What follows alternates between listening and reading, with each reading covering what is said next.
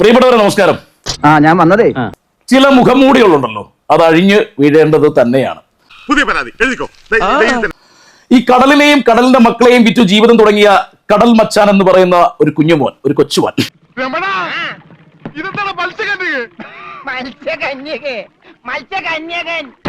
എന്നെ ഇന്നലെ ഒന്ന് വിളിച്ചിരുന്നു.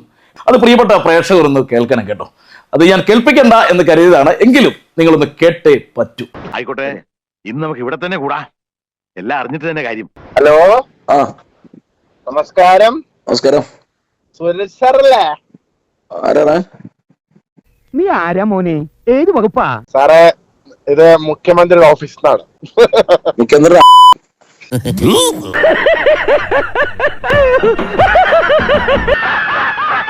വല്ല കാര്യമുണ്ടോ? എന്തിനാണ് ഇങ്ങനെ ഇല്ലാന്ന് നടക്കണേ? ഇത് മുഖ്യമന്ത്രിയുടെ ഓഫീസിൽ നിന്നാണ്.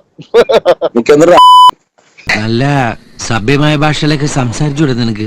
ഞാൻ അല്പം മോശം ഭാഷ സംസാരിക്കുന്ന നിനക്ക് കേൾക്കാൻ സൗകര്യമില്ല. അണ്ണ കടൽ മച്ചാനാണ്. പറയടാ.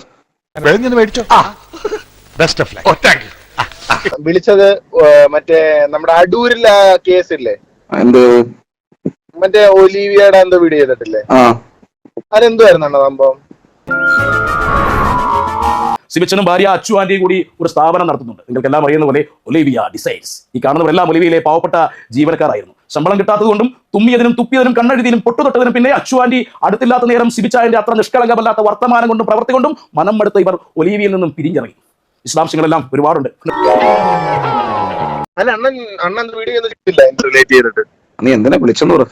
അല്ല, അതെ, നമ്മുടെ ഒരു ഒന്ന് സംസാരിക്കാൻ പറ്റുമോ എന്ന് ചോദിക്കാൻ വേണ്ടിട്ടായിരുന്നു. ഉളുപ്പുണ്ടടാ ചക്കണക്ക്. അത് നീ എന്തിന്റെ പേരിലാണ് എന്നെ വിളിച്ച്? നീ വിളിച്ചത് അതാ റൂട്ട് ശരിയല്ലോടാ മക്കളെ. എന്തൊക്കെ ചെയ്യണം എന്തൊക്കെ ചെയ്യണ്ടെന്ന് തീരുമാനിക്കുന്നത് ഞാനാ. അത് മനസ്സിലായി. നമ്മളല്ലേ ചീഫ് എഡിറ്റർ. ഞാൻ പറഞ്ഞുതരാം എന്താ കാര്യം. കാണാൻ പറ്റുമോ നേരിട്ട് നാളെ? മക്കളെ നീ ആവശ്യമില്ലാത്ത കാര്യങ്ങൾ ഇടപെട്ട് വഷളാവരുത്. ഈ ഗംഗാധരനല്ലേ കടപ്പുറം കൈ തെരണ്ടി വാൽ കൊണ്ട് ജനിച്ചവനാ. നീ ഭയങ്കര കഷ്ടപ്പെട്ട് ഈ മേഖലയിൽ നിൽക്കുന്ന ഒരാളാണ്. നീ എനിക്ക് തൂക്കാൻ നിൽക്കരുത്, അത് ഭയങ്കര മോശമാണ്. ഞാനത് ചോദിക്കരുതായിരുന്നു.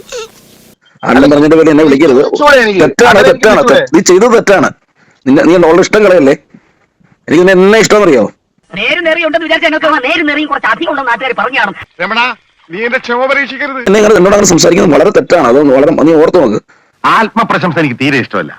എങ്കിലും ഒരു സത്യം കൂടെ ഞാൻ പറയാം. ചേട്ടന് കുറെ വർഷമായില്ലേ ഈ മേഖല കഷ്ടപ്പെട്ട് പൈസ ഉണ്ടാക്കാൻ വേണ്ടി നിൽക്കുന്ന ഒരാളല്ലല്ലോ.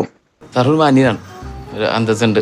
നമ്മള് വിളിച്ചപ്പോ നമ്മളെ ഒരു നിന്നോട് സമാധാനം പറയിപ്പിക്കാതെ ഗംഗാധരനോട് പോകൂല.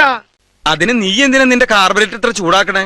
അല്ല, ഞാൻ യൂട്യൂബും ഇതൊക്കെ നിൽക്കും. പക്ഷെ അതിനപ്പുറമൊക്കെ ഉള്ള കുറെ മനുഷ്യൻ ജീവിച്ചു പറഞ്ഞ കുറെ ചുറ്റുപാടുകളൊക്കെ ഉണ്ട്. അതൊക്കെ ഓർത്തുകൊണ്ട് കളിക്കും. 100% ഞാൻ യോജിക്കുന്നു. എങ്ങനെയുണ്ട്?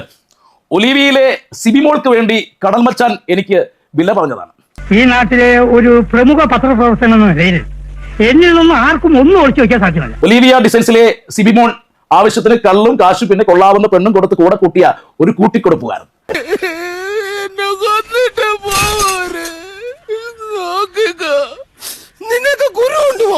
കടൽ മച്ചാൻ കൊച്ചു പിള്ളേർ. അതെ, വാസ്തവം അവരെ കൊണ്ട് ഇതിൽ കൂടുതൽ ഒന്നും ചെയ്യാൻ പറ്റുകയില്ല കേട്ടാ. പിള്ളാരല്ലേ, ക്ഷമിച്ചു കളയാന്ന് വിചാരിച്ചതാണ്, പക്ഷെ നടക്കില്ല. എന്റെ ജാതകം ഒന്ന് നോക്കിച്ചാലോ എന്ന് ആലോചിക്കായിരുന്നു. എന്തിന് ഈ മാനഹാനും ദ്രവ്യനഷ്ടം എത്ര കാലം കൂടി ഉണ്ടെന്ന് അറിയാൻ. എന്നെ വിളിക്കാൻ പറഞ്ഞ നിന്റെ മറ്റവനില്ലേ, നിന്റെ സിബിമോൻ, അവനോട് പറഞ്ഞത് ഞാൻ വഴിയരികിൽ വിൽക്കാൻ വെച്ചിരിക്കുന്ന ചരക്കല്ലെന്ന്. അവന്റെ അച്ചുവിനോടും പറഞ്ഞത് ഇത് തന്നെ. നീ അച്ചുവിനോട് ഇച്ചിരി മയത്തിലൊക്കെ പറഞ്ഞാൽ മതി കേട്ടോ മക്കളെ. തങ്കക്കുറവേ, നമ്മൾ ഈ നാണം കെടുത്തല്ലോ. അല്ലെങ്കിൽ പീഡനത്തിന് എനിക്കെതിരെ കേസ് വരും. അരഞ്ഞാണച്ചേട്ട് പാമ്പാവെന്ന് കേട്ടിട്ടേ ഉള്ളൂ. പാമ്പ് എനിക്ക് മറ്റൊരു കേസ് അന്വേഷിക്കാനുണ്ട്. അത് കഴിഞ്ഞ് ഞാൻ വീണ്ടും വരും. Wait and see.